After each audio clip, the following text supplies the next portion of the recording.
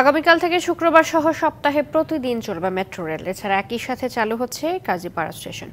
বিকেলে রাজধানী প্রবাসী কল্যাণ ভবনে ঢাকার মেট্রো রেল পরিচালনাকারী প্রতিষ্ঠান ডিএমটিসিএল এর সভাকক্ষে ব্যবস্থাপনা পরিচালক মোহাম্মদ আব্দুর রৌফ এসব তথ্য জানান।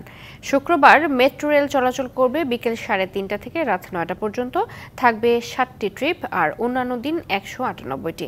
তিনি জানান, মেট্রো রেলের কাজীপাড়া স্টেশনটি চালু করতে খরচ হয়েছে 20,50,000 টাকা। মেট্রো রেল থেকে চলতি মাসে আয় এসেছে 20,67,03,591 কোটি টাকা, আর এখন প্রতিদিন যাত্রী চলাচল করছে 3 লাখ। তবে আপাতত বন্ধ থাকছে মিরপুর 10 নম্বর স্টেশন। দ্রুত সময়ে তা চালু করতে কাজ করা হচ্ছে বলেও জানান ডিএমটিসিএল এর ব্যবস্থাপনা পরিচালক।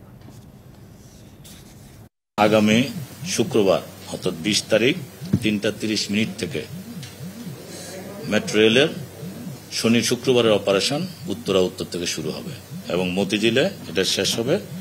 এখন শুরু হচ্ছে আমাদের 7 দিনের মেট্রো রেলের যাত্রা।